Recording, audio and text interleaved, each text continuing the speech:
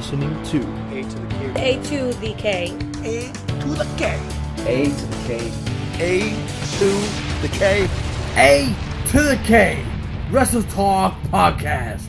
Check it out. Change your life. You'll be thanking me later. Now, shall we move on, Carl? Shall we move on to a segment that is, in all honesty, a little bit off the cuff in some respects, because I feel it better this way. And what we want to do is we want to talk about women's wrestling, right? Because I think it's notable, Carl. I think it's fair to say that women's wrestling, when we were younger, when we were going through the Attitude Era, early reality era, women's wrestling was not anywhere near what it deserved to be. We've mentioned in the past, in previous episodes of the podcast, you Carl, have mentioned Trish Stratus, trying to propel women really through this era when she was being saddled with stupid shit like having to bark like a dog, or bra and panties matches, or various just cringeworthy things now looking back. And I don't know, for me, I thought this would be an interesting look, because despite the fact that women have come so far, as far as the women's evolution, and it's a legitimately good roster now. There's a lot of really good talent there. I mean, there always has been good talent, and I don't want to disparage anyone who was previously involved, but there's a lot of good talent there now. They've got to a point where the headlining shows, they were having the first ever women's Royal Rumble, the first ever women's Hell in a Cell. They're breaking barriers everywhere, right? But WWE held their Evolution pay-per-view, and that's one of the ones I wanted to talk about as well, because despite how much progress has been made, the Women's Evolution pay-per-view was still one of the worst received pay-per-views. And there's now, they haven't really gone out of their way to have Evolution 2.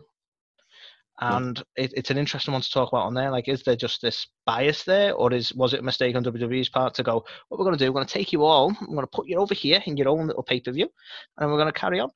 Should they have actually put them as mainstays in the pay-per-views we already had? Would that have been a better response? Because I personally think it would have. We've seen that. We've seen that with the Women's Royal Rumble. Fantastic. Saw it with Charlotte versus Becky Lynch. It was Becky Lynch, wasn't it? Mm-hmm. Ooh, nearly doubted. Well, there's been a few. There's been a couple. Her and Sasha and her and Becky. Yeah. And we've seen women's first ever women's elimination chamber this year. All fantastic things as part of the existing set of pay-per-views. So I think it's fair to say, Carl, men's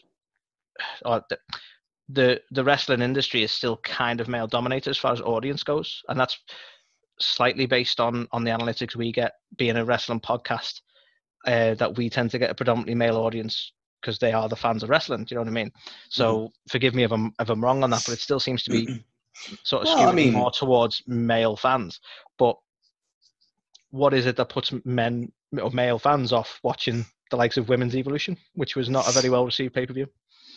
Yeah, I think, not even just to our demo data. I think you see it in, every week we see the Wednesday Night Wars, and you see the demographic and stuff like that. And, consistently between women, you see wrestling considerably lower than the male demographic. So there's no kind of denying that it is a more male dominated kind of, sport or television show. Sports entertainment. Sports entertainment. But for me, this segment talking about women and the evolution of women's wrestling, I think back to the glory days. So as I've been watching this whole sport since 1992. Yes. WWF through and through. WCW a tiny bit, but mostly WWF, and then eventually AEW is I love AEW, but I am a WWF WWE guy. I always have been growing up watching it. I love it, right? Yeah. So you think back way before even me. So you had Mae Young. So Mae Young is the only woman, or you've had Lou Thesz, for example, who wrestled in 7 decades. Mae Young is the only woman to ever wrestle in 7 decades. She was a fucking trailblazer, and that's why you get the Mae Young Classic. You get all this kind of stuff, recognition for the work she's done. She trained the likes of Fabulous Moolah, and Moolah was the first WWE or WWF women's champion. For 27 years straight, she held that belt, because that's what women's wrestling was It was just, there wasn't enough of them. And, they didn't do title changes, anything like that. They didn't really get the time. But Moolah held that belt for 27 years consistently, right? Then they kind of retired it, and then they brought it back, and there was a little bit of back and forth. We had Wendy Richter. She came in and she became this kind of babyface regeneration of women's wrestling. Then we had Alundra Blaze, who went on to be like Medusa. So she was very prevalent as well. They brought in Bull Nakano, so she was like a massive influence for a lot of women's wrestlers. Paige has been one of those examples. She was, made her she cut her teeth in Japan. Came over to WWF and just kind of was something different. And it was like, who is this woman? She was very, very much over. And also the likes of Luna Vachon as well. She was there as part of ballet, but also, she could hold her own in her own right. So that was the old days of wrestling. And I've covered a lot of generations there, but that was the old days. It's a fair one, Carl, because you are our resident wrestling historian. And it's fair to point out that, I'm talking about what I'm talking about in terms of women's wrestling. It's not what it is now, and there was almost a peak, a few decades where it was just not about being a wrestler. But in all fairness, it seems to be that before that, it was a bit more legitimate. Well, absolutely, 100% to what you said then. Before all that, women's wrestling was something, especially the Alundra Blaze, Bull Nakano kind of time, because that was a time where they would be given a bit of time, and you could watch women's matches and you could get into them, so on and so forth. It was probably more towards the early Attitude Era. So you had the likes of Sunny, Sable, fucking Terry Runnels, Tori, Ivory, Jacqueline, although the latter's probably a little bit more removed from that. But you had, this was around the time where the focus and the input to women's wrestling just sort of started to die down a bit. And you could tell this because this was the first time during this era where the women's title changed hands in an evening gown match. So Deborah won the belt in an evening gown match during this kind of early Attitude Era. And that was the kind of red flags, I think. Yeah, and I think there was certainly, it seems to me that there was a mentality for a large part of the Attitude Era, really, that, whether it be from Vince or not, but that sex sells, and that's what they were going to concentrate on. Oh, God, yeah, 100%. Sable, she couldn't wrestle for shit, and, she came in, she was the wife of Mark Miro at the time, who they were trying to get over, and then, obviously, everyone just cared about Sable, and no one gave a fuck about Mark Miro. And then the next minute, and then the next minute, Sable was there, and then she was like, "Well, okay, I'm going to be a wrestler now." So, and they were like, "Well, why don't you break up with Mark Miro? But why don't you powerbomb him?" And so the next minute, Sable's powerbombing fucking Mark Miro, and it's like, wow. So on the one hand, you've got fucking hell, go women, women can powerbomb the men, amazing. But then the next week, she's there in a fucking bikini match, and she hasn't even got a fucking bikini top on. She's got some paint, handprint paint around the nipples, and it's like, what? How do you go from that to that so quick? Honestly, I think the point you made around sex sells, the Attitude Era, especially the early days. We saw the Cat, who was Jerry the King Lawler's wife at the time. He was Armageddon 2000 or Armageddon 1999, around that time. She was involved in some sort of, fucking mud match or something like that. And she basically had she basically just, I remember watching it on Channel 4, and they didn't blare it. And she basically just took a top off. And that was the first time, watching WWE, I just seen a pair of boobs live. I said first, because we know it certainly wasn't the last for WWE. Oh, yeah. Well, in the Royal Rumble the following year, we get to see Mae Young's. So, yeah, I mean, I fucking much preferred that, the Cat. But, regardless. So for me, I was just kind of on the one hand, I'm 11 years old or something. I'm like, oh my God, this is amazing, the best day ever. But if you think about it in the grand scheme of women's wrestling, how much has it fallen for that to be the thing that goes over? Do you know what I mean? And that was early Attitude Era. And then as you kind of, and in fact, before I move on to that, something just came to my mind then. Also, I mentioned the Terry Runnels evening gown match. You had Harvey Whippleman, like this is the first fucking Santini or Santina, whatever the fuck Santina Morella calls himself. Or Santina. Yeah. So this is the first incarnation of that, where fucking Harvey Whippleman ends up winning the belt dressed as a woman. So, you know, they do all that shit back in the early fucking Attitude Era. Yep. Then we kind of start to go, like, recover a little bit. So late Attitude Era, that's when you got Trish, you've got Lita, Jazz, Molly Holly, Victoria. Like, these are all badass. I mean, Gail Kim, maybe to a degree as well, during this time. I think Gail never really got a chance to shine properly with WWE, but she was definitely an awesome wrestler. I mean, I thought she was fucking boss, but absolutely, she just never got that time. But, you know, Victoria as well, just shout out in case she's watching this. I remember going to, was it Sheffield, Newcastle? Let's call it Sheffield, Carl, because we went there. Somewhere. Yeah, we went somewhere. Yeah. And I somewhere remember, in the United Kingdom to watch wrestling. That's where we went. I remember Victoria coming past, high-fiving the fans. I got to touch her arm. It was so soft. It was amazing. It was a great time. But like this was kind of the start, in my opinion, of a rejuvenation of women's wrestling, because Trish, who, you know, like, she was the valet of fucking TNA. Test and Albert, tits and ass. Trish Stratus, she's got tits, she's got ass. TNA, amazing. That's where she started, as like this little Canadian model who came in, didn't know how to wrestle, whatever. And the legacy she built herself. Yeah, because she wasn't a wrestler. Fair play to her. She really went all out to improve her in-ring game, really. But that's it as well. If you think about it, like no disrespect to the older school women and stuff like that. Like, I mean, obviously you had Sable and Sunny and stuff who were like beautiful for the time or whatever. But like even before that, like the old school like women's wrestlers weren't hired for their looks. They were hired for their ability. Whereas Trish, like, she was a fitness model. And we got to a point in the Attitude Era where they were hiring people who were like models or gymnasts or whichever, and they had absolutely no wrestling experience or even inclination for wrestling, but this was going to be a good payday for them. That was kind of the mentality, wasn't it, really, for the early Attitude especially, but obviously they bled over into the late Attitude Era.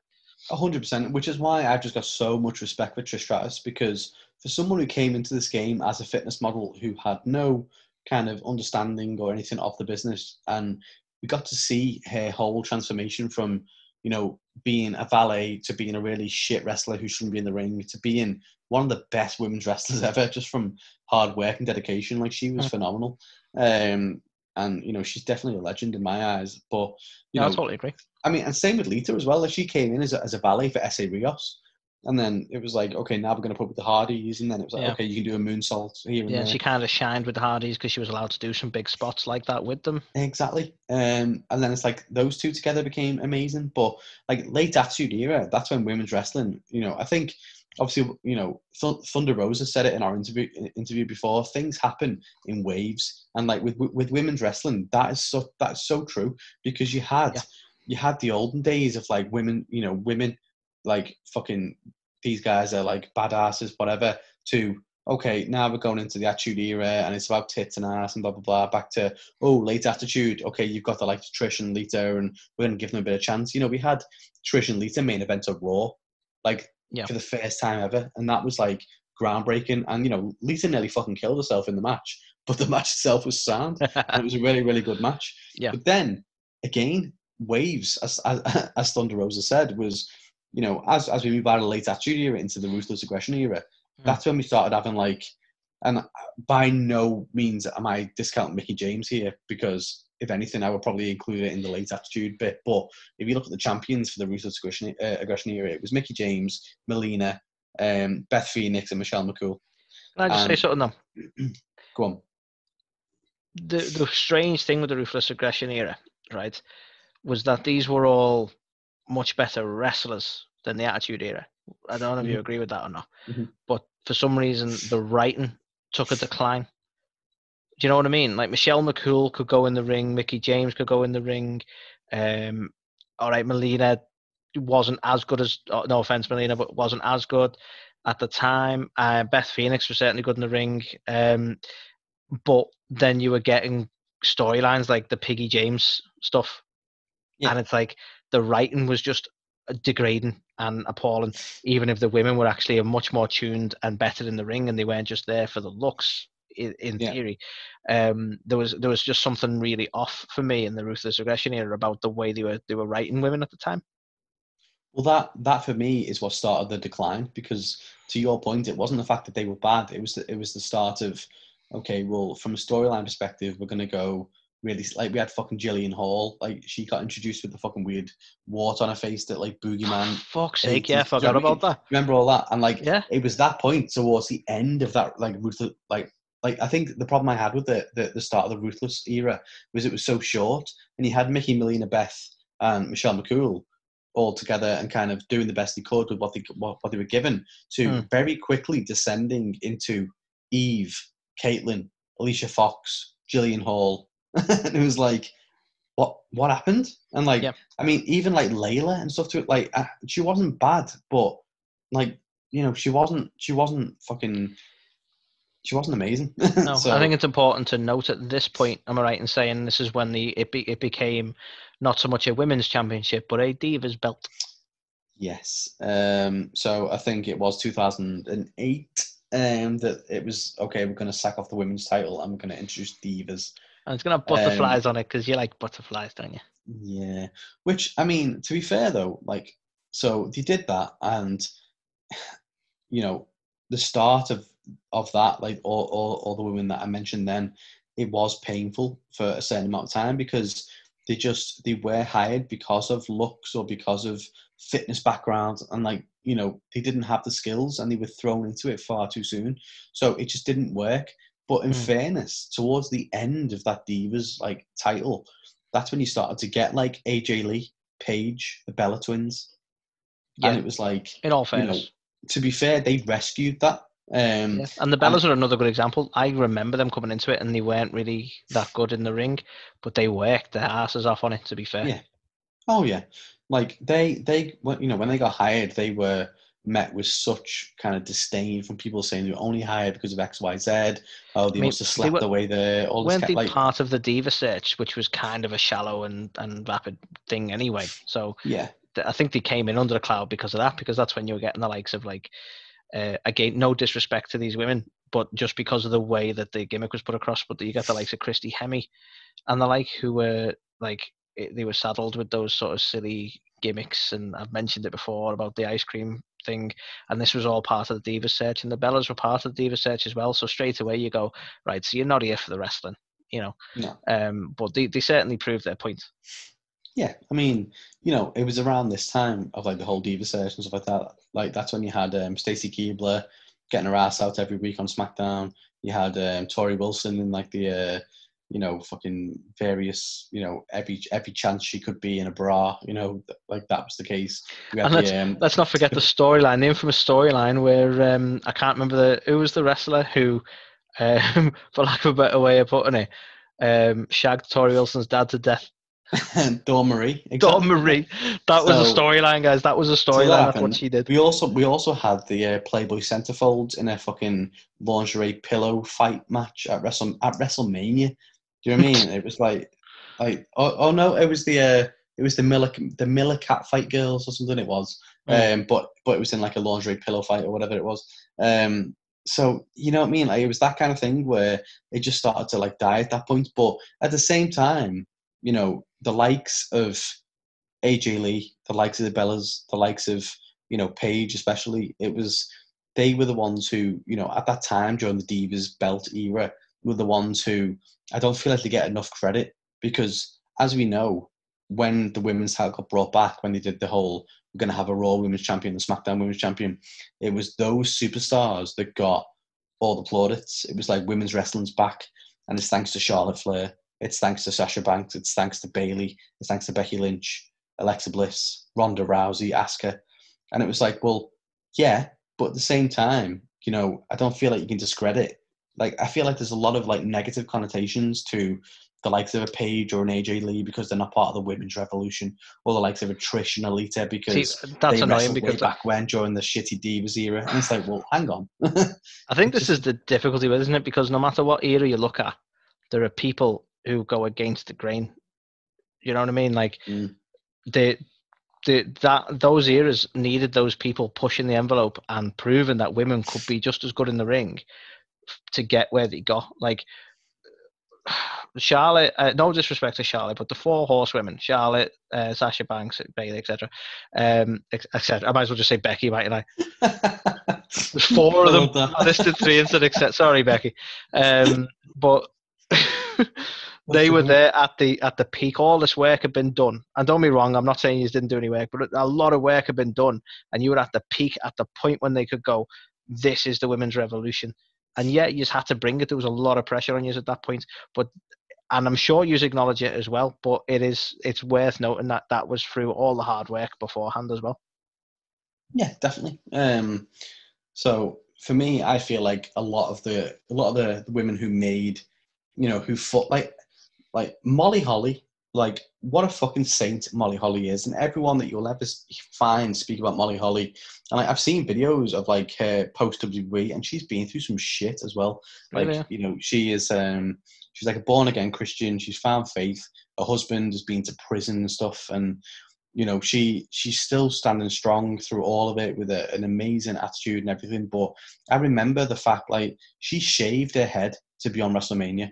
Yeah. She said, like, she, like, they weren't going to put the women's title on at WrestleMania. They had every other fucking stupid gimmick. They had every other title that they wanted, but the women's title, nah, not important. She was like, well, do you know what? I care about this women's belt so much, it needs to get on the fucking show. So whatever, shave my head. And they're like, okay, that could work. And it's like, imagine having to stoop to that to get the women's title on the show. Like, it's like trailblazers like that who really fought for it and made it something. And I feel like, that's why you've got to give her the respect, because she knew exactly what the product was and did what she had to do. And that is a difficult call to make. Yeah, definitely. And I just think like I don't want to shit on any, like, Kelly's and that. I don't want to shit on them, because each and every one brought something to the division to get us where we are today. But I feel like, so much credit gets given to like this new generation of women, and it's like, and like the ones who before them who did all the fighting to make it happen, like Trish and Lita having that Raw main event and stuff like that, it gets forgotten about, because I think the trouble is WWE are big on marketing, aren't they? And straight away they went, we got Stephanie McMahon, ironically, coming out to pioneer the women's evolution. No offense, Steph, but some of the stuff you were involved in as well wasn't particularly great.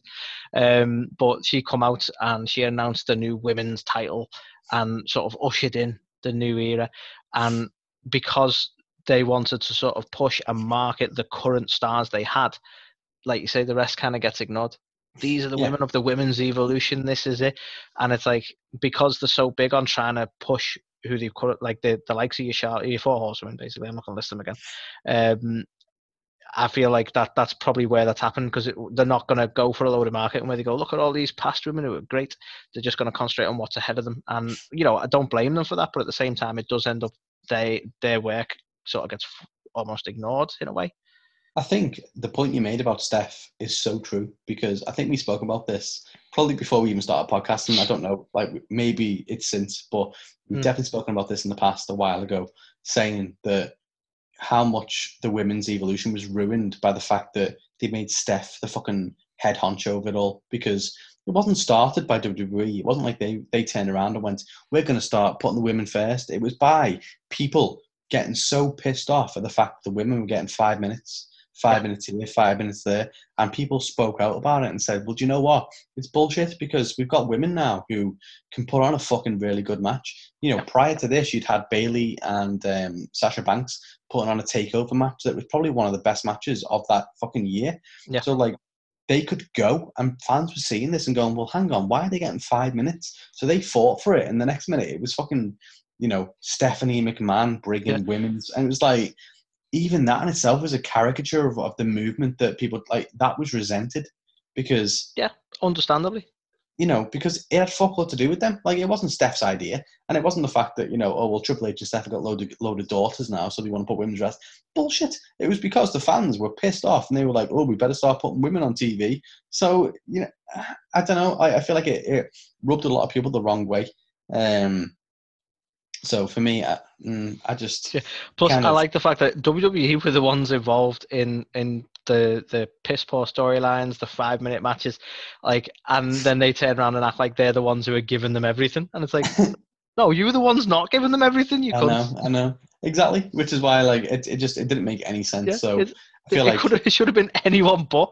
I know. So that has always kind of grinded my gears, if you will. I get that. I totally get around the whole current shift in the stance on women's wrestling. But before we go into the main kind of pay-per-view that we were going to speak about in this segment, I also want to just give a big honourable mention to someone that we haven't mentioned in this segment, and that is China, because in her own right, she was such a trailblazer for women.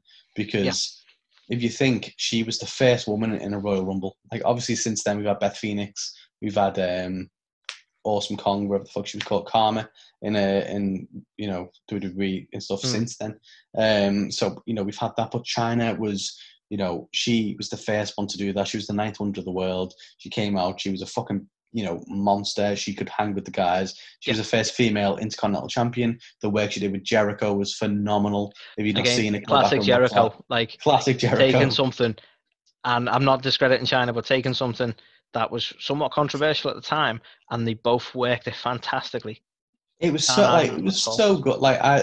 Honestly, it was so good. Like, we're not even just saying it as like, oh, wasn't it good that they had a woman in, like, it was great. It was better than some of the male rivalries he's had. So yeah, I feel like we would be doing it a service to women if we didn't mention everything China did for the business, because she was and what's the word, an exemption to the early Attitude Era, because she was very different to what was going on at the time. Defo, and I think you said before to Thunder Rosa in the interview, you were like, what's your stance on intergender matches and so on and so forth, and it was like, well, China was one of the pioneers in WWE to make that happen. Well, again, I mentioned it at the time, but like, and I was interested by this, and obviously I really hope you guys listen to the interview with Thunder Rosa, because it's probably one of the biggest things we've ever done, and it needs listening to. Just listen to it. But one of the things was when, because I mentioned like WWE seem rather squeamish about intergender matches now, and she was saying like it's sort of it's not the norm, and she's like, I think she cited the sort of lucha stuff or Mexico and that, where it's like it's perfectly normal. It's not out of the ordinary to have those matches, so it's not really thought of as a it doesn't have a stigma, it doesn't have a thing to it. But yeah, for some reason WWE are just so tetchy about it. And what interests me is she mentioned like the trainer side of things, that you train with men naturally, because most of the trainers, most of the backstage people, most of the bookers, most of the producers, writers, etc., are men anyway. So it's hard. As well, sorry to interrupt you. You think of Edge making his comeback at the Royal Rumble. Like, if you've seen the episode of 24 with him kind of getting ready for that moment, he trains with his wife. He trains with Beth Phoenix. She's the one who's putting him through his fucking paces, and he's sweating his ass off and because they getting the match ready.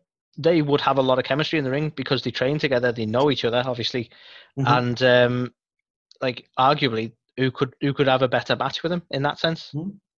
But you'll never see it, mostly because they're both retired. But you'll never see it because WWE wouldn't be willing to put it on. And that, to me, that is something I wouldn't have an issue with. We've seen TNA pushing the envelope. Tessa Blanchard was the world champion.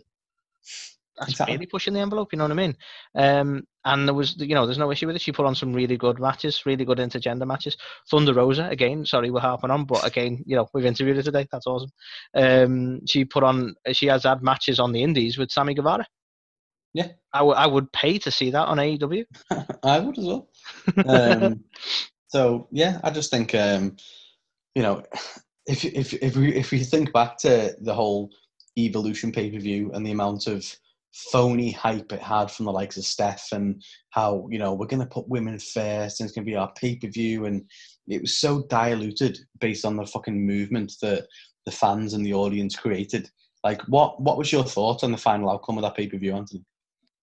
I'll be honest with you, Cal, and I hate to say it because I want to be like fair on the women's Evolution, but it was just totally not memorable. Like, I haven't researched Evolution ready for this. I wanted to talk a bit more naturally. I couldn't tell you the matches on that card off the top of my head. Same. I would have to research it before this. And because I wanted this to be organic, I deliberately haven't. But this is the upsetting thing, is like, it was a big deal, but the execution, and I don't know how you feel about it because this could be controversial, but I don't think they should have had an Evolution pay-per-view. I don't think they should have had a specific women's pay-per-view. I don't think that's how they should have started this. They could have eventually done one, don't get me wrong, but I don't think it's how they should have started it because I feel like they jumped into it too quick, maybe, for the point they were trying to prove.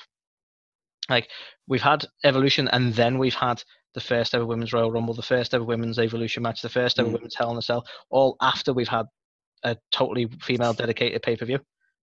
So if we'd have had all of those others first, then we might have gone, well, this pay-per-view could have some awesome stuff going on. We could have some Hell in a Cells. We could have some, it just kind of puzzles me the way it was configured, really. Agreed. For me, I think the biggest thing they could have done, and I still think it's the biggest thing they have done, is the separate Women's Royal Rumble. Because why? Because why wouldn't you have a Women's Royal Rumble? Because they've got the roster, they've got the talent, they've got the legends, they've got everything we love about a Royal Rumble. They can do, and the Women's Royal Rumbles have been fucking entertaining as hell. Yeah, I have loved them. I'll be honest. Maybe not this year's because Edge sort of stole the show, but I dare say they were even better than the actual male Royal Rumbles, to be honest, because you don't know who you're going to get.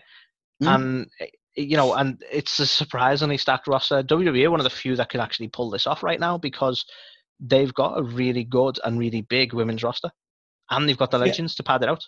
I feel like this year there was a lack of legends, which I feel like is what let it down. Yeah, we saw Molly Holly, didn't we? Yeah. But you're quite right. I think that was it. But like we got to see, obviously Bianca Belair had a fantastic showing. Shotzi Blackheart, the first time I properly saw her because I wasn't watching NXT at the time, and I was like, "Who the fuck is this?" And now we've gone on to be like, "Well, actually, fucking hell, yeah, she's actually pretty decent." Oh yeah. So it gave us an introduction to a lot of people that we wouldn't normally see. But like the Rumble before that, I think it was the Rumble before that we got to see Trish Stratus and Lita and like Mickey, the encounter between Trish Stratus and Mickie James in that Royal Rumble after all those years and knowing everything they went through, that storyline and everything, was fucking amazing. Yes. Like still to this day, that was such a well-deserved and not deliberate by any means by WWE. It was such a payoff to something from so long ago. Exactly. And it happened organically, I believe. Like, I don't think WWE planned that many moons ago. It just kind of circumstance, wasn't it? But such an awesome payoff for people like us who knew the controversy around everything that went on at the time. Exactly. And I think today we live in an era where, they've got a lot of women wrestlers and, they absolutely should use them. And they've got a talented stack of former WWE women's champions and so on and so forth. So, like Kelly, when she comes back, it's like, it's Kelly. Like, you get excited by it because we've seen her before and we've grown up with her. You get that nostalgic pop, don't you? So they've got everything. And so for me, the Women's Royal Rumble is a staple now every year. I'm genuinely excited. Like, if you think of I think it was this year's Royal Rumble where Lana got attacked and couldn't compete and gave the spot to Becky Lynch. That's how she got to the main event. It was storyline, progressive, and it was it was awesome. Like, it really was. Even though they didn't have legends, it was, from a storyline perspective, you were so invested in it and it made sense. So that kind of stuff I am all for. The Evolution pay-per-view, not so much. So I think, as we said, I think at the time it was a WWE kind of, we are going to do this to be, PC and put women first, and we're going to do a press release about it, and it's all and it. Yeah, it just didn't this pay-per-view could have just been called PR stunt. 100%. Because this is the problem. I have no issue with an all-women's pay-per-view, none at all. But they pulled the trigger on it way too quick because that was their agenda at the time. Yeah, definitely. And I think, quite rightly, you didn't research this beforehand, and I haven't either. I've typed in what the card was for Evolution. So we had Rhea Ripley and Dakota Kai on the dark match. So I don't think it was on a prelim. I think it was just that as a dark match. Yep. So, okay. We had Trish and Lita defeating Mickie James and Alicia Fox. Okay. We had a 20-woman battle royal. No offense, but all the components by Alicia Fox sound like a decent matchup. Yeah, exactly. We had Nia Jax winning a 20-woman battle royal for a future women's championship match. Toni Storm and Io Shirai in the Mae Young Classic final match. We had Sasha and Bayley and Natalya taking on the Riot Squad when there was 3 of them. Shayna Baszler taking on Kairi Sane. Becky Lynch taking on Charlotte Flair, and the main event was Ronda Rousey and Nikki Bella. So straight away, let's look at the card then, Carl. Right, here's the problem for me. There's a lot of big names there. They weren't that big at the time. Io Shirai, big name now, not at the time. Rhea Ripley, not as big a name at the time. We had your main event really puzzles the hell out of me. Like, no offense, Nikki Bella's a legend, but who was asking for that match? Yeah, seems to come out of nowhere, doesn't it? Yeah, the whole thing, like, it's just like, well, that might work. That might work. Did they? I don't know. I'm not even gonna start. Yeah. How do you feel about this card, Carl? This is like, no wonder I don't remember it. Exactly. It feels infinitely like just forgettable. Like, the only let's one put that Natalia with them because we need a 3-on-3. well, exactly. The only one that kind of stands out to me was Becky Lynch and Charlotte Flair in a last woman standing match because Yeah, that would have been awesome. That one makes sense, but yeah, like Ronda and Nikki. No offense to Nikki, but yeah, that seems a bit weird. I don't remember the build for that or like anything behind it, which made me really want to see it. Well, again, sadly, I think because of the status of Nikki at that time being like a legend who wouldn't be on the show regularly, I don't think they had a lot of time to build a story there, in all honesty. Yeah. And I think, to your point, Trish and Lita against Mickie James and Alicia Fox, that feels off. It feels like it should have been someone else, but like they couldn't make it or something. So Trish versus Lita. I mean, yeah, exactly. There you go. I'd have preferred that. So yeah, so I don't know. Yeah, for me, massively just pulled the trigger too quick. They could have spent some time, built this up, got some really high-profile matches in existing pay-per-views, and then done Women's Evolution. The order's totally wrong. Yeah, agreed. But so Anthony, that leads us on to today and the current state of women's wrestling. So I think we can both agree that WWE dropped the ball somewhat with the Evolution pay-per-view. Yes. Obviously the whole Steph thing and the whole, it's going to be forced down our throats by WWE. The pay-per-view itself wasn't great. So for me, I kind of think since that big movement, WWE have kind of taken a bit of a step back. And I say this because if you look at the women's matches we get to see today, they're not great. You've got the likes of Asuka, who's holding it up for Raw. You've got the likes of Sasha and Bayley, although that never really happens. But other than that, how many matches have we seen where like we've kind of said to each other, "Oh, this feels like old school WWE." No, I totally agree. I feel like look at the way they've dropped the ball as well lately. And again, we'll talk about it a little bit more, but like some of the baffling decisions they're making where the likes of Dana, no offense Dana, but the likes of Dana Brooke and that are now drafted, if you keep an eye on the draft. Right? They're drafted to a brand and Mickie James is a free agent. Yeah. How is that a thing? Like, no offense, Dana, but if you're both free agents, they should both be clamoring for Mickie James. Yeah. I don't it's stuff like that, and you're like, why? That feels like they're trying to disrespect, and it might be a story thing because Mickey's mentioned it on her Twitter, so it might be something they're building as a disrespect thing. I don't know, but like, or the fact that despite where we are with the women's evolution, Carl, we've spent 3-4 weeks with VTs of like legs, back, boobs, dress, to find out it was Carmella who was already on the fucking roster and only been gone a few weeks. No offense, Carmella, but like all that to repackage a woman's wrestler and into a gimmick that looks like she's going to be less of a wrestler. Yeah, I mean, you've had obviously the whole thing with Mandy and Otis, and like you've had all these things which isn't about women being strong women and like having their own feuds. It's about them being bit part players in like different like men like centric storylines. I'm going to be fair to WWE and I'm going to mention NXT because NXT have been really strong on their women's division in all fairness. We were still getting good matches. Io Shirai is a fantastic champion. We still got to see Charlotte go up against Rhea Ripley, was a fantastic match. We're seeing the likes of Ember Moon and the like returning, who I'm not overly familiar with Ember in the ring, but her finish is fucking brilliant. So for me, they still have a really strong women's roster. The main thing that puzzles me is why no one from NXT ever challenges for the tag titles. But You know, fuck it, why? Fair enough. Leave them on two random people we stapled together. I was going to say who's even the tag team champions, but it's fucking Nia Jax and Shayna in it because because that happened accidentally. I think I don't even know.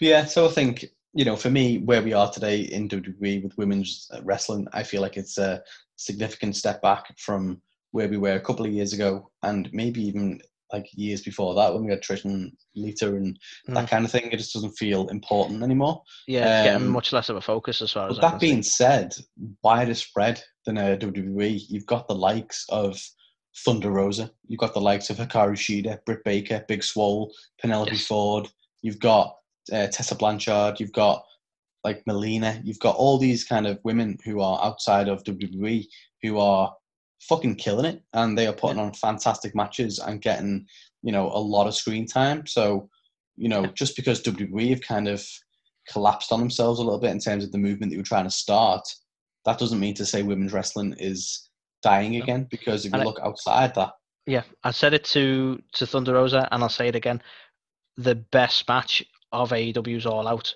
was Thunder Rosa versus Hikaru Shida. 100%. Fantastic match. And that if you take gender completely out of it and you just look purely at the wrestling and purely at the way things have been built up, fantastically done, start to finish. And that just proves the point. Yeah, absolutely. So for me, I would say, funnily enough, AEW get like a lot of stick for their women's division, and it's not that big. It's not a very big women's division, in all fairness. It's definitely something they need to work on, but they are working on it. Britt Baker has been built up as a brilliant star. Hikaru Shida has been built up as a star. Big Swole is starting to get there. Like, I don't think they used it all too much. Similar with Penelope Ford. I think they could use her more because she's definitely got the chops in the ring. But Thunder Rosa certainly gave the division a shot in the arm, really, when she turned up. But they are working on it. You can see they're working on it. So I'm not going to discredit them for having a smaller roster and having a slower start. They're a new company, for God's sake. No, definitely. And I think, I've said before, obviously Riho is unable to come back because of obviously travel restrictions. You've got Chris Statlander who's out injured. So they do have quite a good women's division. We've had Vicky Guerrero manage Nyla Rose, and we haven't really seen her come back into title contention or anything of late either. So, sadly, you had like sort of legends in the biz as well, of like Awesome Kong and the like, but sadly she's injured again, but she's still on the roster. She might still make a comeback. I know she's been a little bit injury prone in later days, but and I mean, we've got Serena Deeb. Serena's back. And you know what? Like, I didn't really think much of Serena Deeb, all due respect to her, but she's been really good actually. I mean, she's a vet. Obviously, I've never really thought much. Do you know what I mean? Like, she's never really a name that's really crossed my mind, but she is really good. And seeing her in AEW makes you go, oh yeah, she's actually really good, isn't she? To be fair. Yeah, definitely. So, I think the future is still very promising for women's wrestlers. And when you've got the likes of Thunder Rosa, who has got Mission Pro and is making it her mission, like no pun intended, to get women. What a apt name, really. Considering, well, exactly, like from I was in awe, and I'm sure you were as well. Like, speaking to her earlier today, just how much passion she has for women's wrestling, and it's how inspiring. Dedicated she is to just give women that opportunity to learn something in like a new promotion, or learn how the business works and set them up to make successful business decisions on different companies and matches and bookings and that's the thing. And we could have talked all day with her. And we had to limit ourselves because I'm a talker, right? She's a talker. She's a talker. You're fucking talkers. So we had to limit ourselves, and I honestly, we there were questions we never got to. I'd love to interview her again someday, but we could have talked all day, and I think we only scratched the surface. But like, I think that was the fascinating thing, Carl. And again, listen to the interview, guys; it's awesome. But she's not just interested in the ring stuff. She's given these women the idea of what's going on, the camera angles, the production side of things, and let's be honest, like, I could be wrong because I don't know the backstage stuff all too much. But have you ever do you hear of many female bookers or agents in any way? No. Like, because a lot of the ones we know of are former wrestling veterans, but they're male. And imagine Thunder Rosa down the line hanging up her boots and going into that booking side of things. Like, yeah, definitely. Looking at the passion she's got now, that would be nothing but a good thing. And hopefully that's the sort of thing that she's aiming for as well. Well, fingers crossed. I think the work she's doing is going to be, amazing for women's wrestling as a whole, and is really going to give a lot of up and comers an opportunity to learn so much and to get themselves in, like get themselves some real, like, working knowledge of the business and everything that kind of goes into it. So I personally think women's wrestling has got a bright future.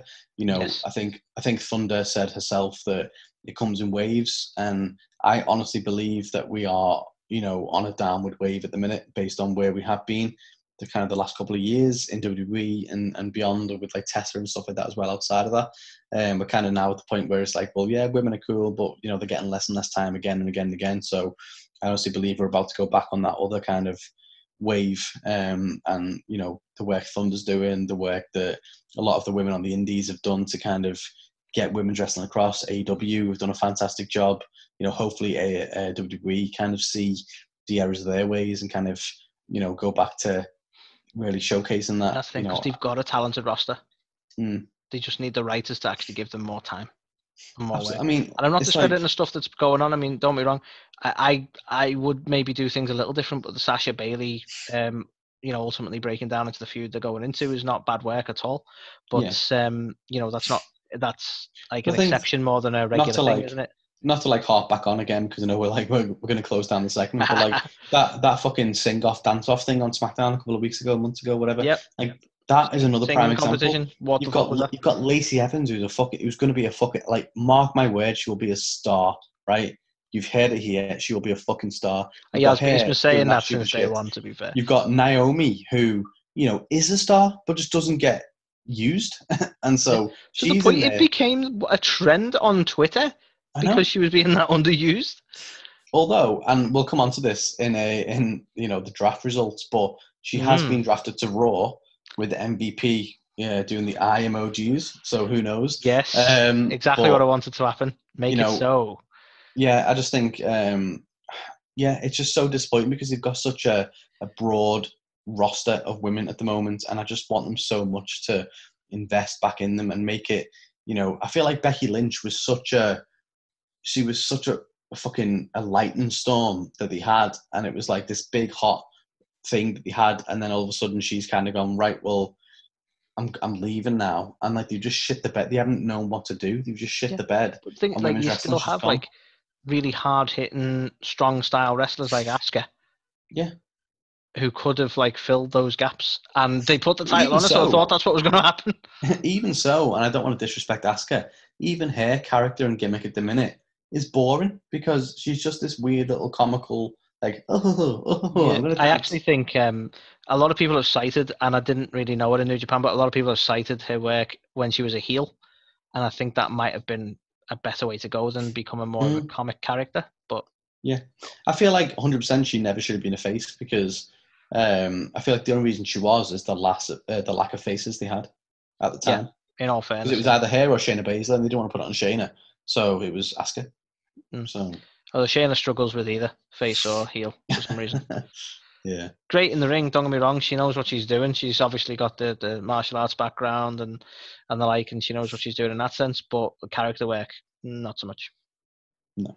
But yeah, so I think, anyway, sorry to digress. I think let's put it back on the very, very interesting roller coaster in the women's division over the years. But, as Thunder Rosa said, I feel like definitely it comes in waves, and I truly believe we are about to go back on the upward trend with women's wrestling. And I just hope that they do kind of go with that and start to back some of the really strong, women that they've got on the roster. And hopefully we get to see them have longer matches, more meaningful matches, and hopefully they put on, a fantastic show when they get that opportunity. Yeah, and not to plug something that's being plugged in the interview already because we made a point of doing so.